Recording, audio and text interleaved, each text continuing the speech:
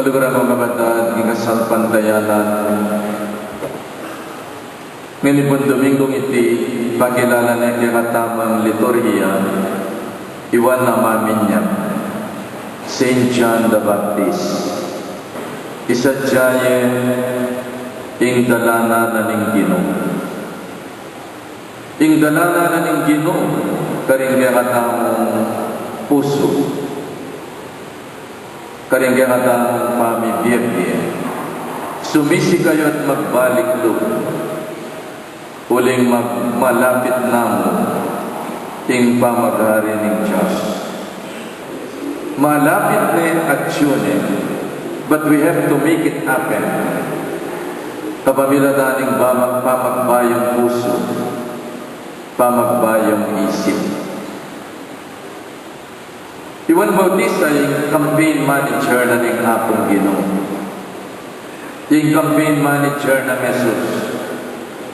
At baluta mo, as nanay kaulagay papel, na ning meto nga campaign manager, bang manikwayang landslide a boto, ing meto nga kandidato. Nung mayag yung campaign manager, apisalinin masalese, ing kayang kandidato, king puso daretang burinang magboto kaya. O yan yung papel ng Juan Bautista. Sadya ng puso at kaisipan din tao, bang mayaning pamananggap, mayaning pamagboto. Niya pinbuho bayo de pinyagaling meto mayanak, sa sakwil mi, Satanas, buboto mi Kristo, opo. Sa sakwil mi marok ng dapat, buboto mo yung kayapan, apami biyebye, at kabanalan, ning meto nga Kristiyano, opo. Sa sakwil mo yung pangako ng alang-kalam na, at buboto mo yung pangako at tuto, ababyan na ng Ginoo, opo. Ngapin, San Juan Bautista po rin na iboto tayong Ginoo, kareng puso tamo, which would mean, sa sakwil mo yung Satanas. Ing marok ng dapat at ing sablang pangako ng alang-kalamnan. Mibiyebye ka bilang metong amayak a Christian. And here is the challenge for each and every one of us. Building up Jesus in one another. And building one another to one another. I-build up ng asawa mo, kareng anak mo. Kung inumisan ng asawa mo, mumuli ang mapali buntok. Bala mo World War II, mamalugse, mapali ang buntok. Makanalo mo yung pangampanya. Makanalo mo yung i-build up yung asawa mo, kareng anak mo, nung panayang mapali buntok. Kulang na mo pa niya pingilan o rin anak mo, niya po ang daratang itatangda, tatakot na lang. Makanalo mo yung i-build up yung asawa mo, kareng anak mo. Sabyan mo karela, o itong, o inang, datang ni tatang iyo. No sakali ang dinatang mapali buntok, intindihan ni tatang iyo, matas siya presyon. Mapagal niyang may gobra, dakal niya problema, iya sa sugiran, o damayataki ang puso. Pinatag mo no isip din anak mo, ang puwitang kapanamdaman da, bakit karatang ng tatangda? Takot igmimiran, nung nakapanintindihan kang tatangda. Irelabanan ni tatang ito, potang mapalya buntok. Mata siya presyon, potang mayatakiya. Masakit ang alang tatang. Hala kayo pang obra. Pingampanya mo na yung asawa. Pangampanya mo rin anak mo, kingasawa mo. O dadugo ing tatang, mapalya buntok ka rin anak. Sabihan mo na mo, panupaya mo na rin anak mo. Bayan tao na rin, dalagala, magipagbarkada na la, intindihan tala. I-build up may pangampanya, may wali mo, bantatang mo, ay may susumbong. O ta mga barugyan ng gambinit, makaluno siya wali mo. Kaya naman itang panakpan mo, o kasindituran mo, may susumbong kitang matsurang paralan, bangiyang mga barugiwali mo. O kaya naman may susumbong ikoya mo, puta mga parukya, makalunos siya. Uling maingit ka kaya. Maingit ka kang wala mo, reselin yung piano nga ni ma'am. Magmaktok ka. Simbong mengin, igangin to to. May nga barugay wali mo. E naman ustoy tatong. Pangapan niya may wali mo, bangkit ay mga barug, mga kalunos neman. E mo sasabihin itang mali, patagan mo yung kamwa. Ilaho mo yung nanumang matsurang pamisip, bangkit ang mayan ing pamananggap. Ulil misan mabayat ing pamananggap, ulil yung paunang salitang matsura, kinmeto matao. E kababiyang paunang salita, laban kinmeto matao, uling mabayat ing pamananggap.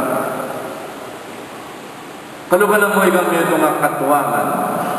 Katuwangan na babae. Balitan mo kayang amiga mo.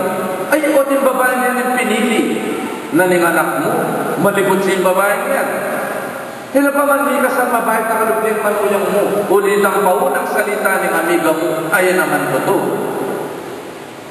Napakilala niya pa yung manuyang mo. Ning anak mo, mabayad na kalub. Sisingalan mo na. Putang may asawa ka, aro. Tigisan kayo, dili na may hard time. Bakit? Ulit ang paulang salitang negative, adimdam mo. May sakit ka ngayon. May stroke ka. Ninin may reseke ka. Yung manuyang mong bumurahaan mo. E nakamang may pamurwa ka. May mapisto lang ang buruak yung manuyang mo. Ngayon may stroke ka lang, may reseke ka. Alam ibantay ka, alam indilo ka, kung yung babaeng manuyang mo, sinesena ka. Tutulong ka mo ka lang bangin eh. Diyos ko, may kamali ko. Hindi pa lang manuyang ko, at itikasan ko, diyan pa rin manese ka na ako, o manuyang ko, patawaran mo ko. Isip ko, malikot kang babae, magandang kakapala, salamat, mo ko pepaboren. Ito mo sana magdalang paunang salitang emaya, uling makapayat king pamananggap. Pangampanya di kalukang mong tao. Bang bila ko itang nanumang paginakit, itang nanumang matsurang pamaisip, aman niya luksukan kaya katao, patagan mo ito. Bang di ka na pintula, karen puso tamo at pamibiyebiyet tamo. My dear brothers and sisters, metong po ka rin kailangan na rin mga regulang kumpanya.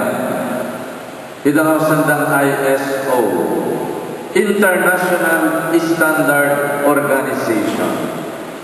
Di po mga regulang kumpanya ngayon, kailangan lang ipasar kayong International Standard Organization. Namin pa kinaniting ISO.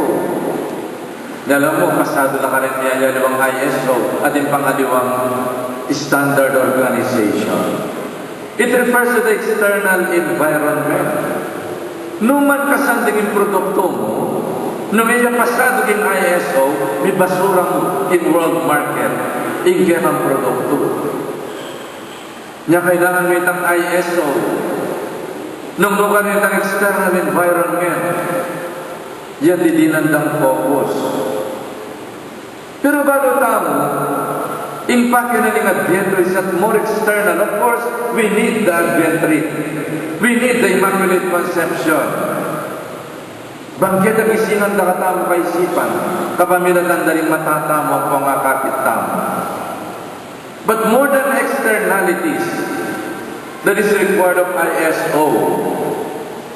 Ing pangampanya na ning Juan Bautista, pamagbayong puso. It is a revolution within our heart and our mind. Pamagbayong puso at isip, kinpanyatang naninggino. Sumisi kayo at paindulot ka rin kaya yung kasadanan. Buri ng sabyan, ibayo may puso mo. Ibayo may ingkerang kaisipan at naning ibayo tamo ka rin puso tamo. Yung amanong puso, yung amanong English is H-E-A-R-T, heart. O rin dapat tamong ibayo, kanyang puso tamo. Ilaho tamo itang hatred. Itang hatred na nilang tamong lugod. Itang asad ng envy o pangalalo. alilantamong kapayapan, contentment in our hearts. Ito ang tamang nga barisan kong kasakiman, alilantamong generosity and selflessness. Ito nga manwandang resentment o paginakit, alilantamong kapatawaran. At ito nga sandang timor o takot, alilantamong mabiyeka panayan, ampong kapanaligan king Diyos. O hindi pa magbayong puso. Kaya doon kaya katama ng Adviento. Let us remove hatred, envy, avarice, and anger. Let us remove resentments and timor o takot karin puso tamo. Halilantamong lugod, halilantamong kapayapan, halilantamong generosity, halilantamong kapatawaran, at mabiyeka kapanaligan at kapanayan karing puso tamo. Sana'y bayo nakatamo ng kadwang Domingo ng Adviento, pamagbayang puso. Din puso makabalot sama, hatred, kamwa, paginakit ang kontakot, ilaw tamo sana'y takaring puso tamo. Because some of us are eaten by their anger. Kakanana kaning kamwa, emayag. Kailangan ibalot mo yung luguding puso. Ibalot mo yung kapasalamatan king Diyos. Ibalot mo yung lunos ka rin kaparang mong tao. Ibalot mo yung kapatawaran at mabiyang kapanayan. Naning naging patutunang buwan. Makasulod siyang meto nga buwak ng kamelyo at meto nga sinturo na balat. O ini yung patutunang buwan. Meto nga biye alang luho. Meto nga biye simpli. Meto nga biye ali masyadong bongga. Imagine makaimalan niyang buwak kamelyo at makababad siyang meto nga balat ng animal na sinturon na niburi nagsabyan nita. Kailangan ng isakripisyo ng kameling balat na bang balabanan o rin taong mga rin na.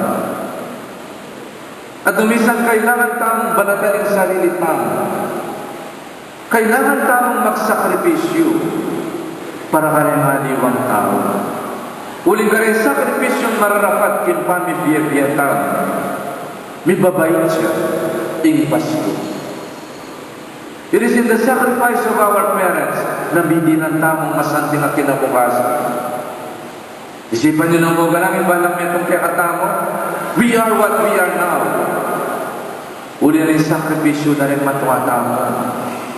Kailinwan na yung sarili, alang-alang, kitang masanting at kinabukasan, apagdulapan tamo, kingkihatamong pamibiyabiyab.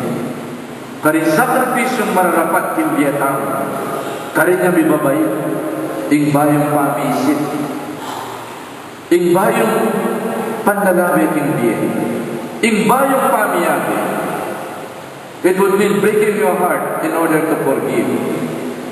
No ing kamelyo, ag yun ang isurrender yung sarili na, para di nanin buwak, ay malaning meto matao. Kristo, libasan ng sarili na. May bait sa natin tao kalukatan. Maliban mo king kasalanan, bang iligtas na katao. It is always looking at the end, that is the greater good. Kaya tamo sana pagnasan at pagdulapan, in pansarili tamong luho, in favor of the common good.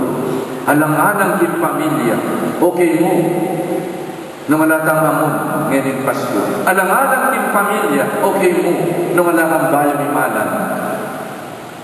Of course, nung ating kompanyalisa, di kong bayan imalan. Nung ating kong pagtawo, magtawo kayo, kaya na magyuyo. Pero nung alang amon, nung alang bayan imalan, okay mo, in favor of the common good, in favor of the budget na ning pamilya. At ting oras ng pamanalig sinturon. karinawakan tamo, karinya may babaiting pamikalugod, pamirake-rake, at pamidamaya. Tandaan niyo yung daratanging Pasko masaguling magpataba. Manyaman yung pamangan, and many of us would gain weight during this Christmas time. Ulit talaga numisan makapasubo yung pamangan. That would mean added cholesterol, triglyceride, more uric acid. Nga kaya rin yung Pasko, medyo sa scope na rin hawakan tamo. Now, tighten your belt.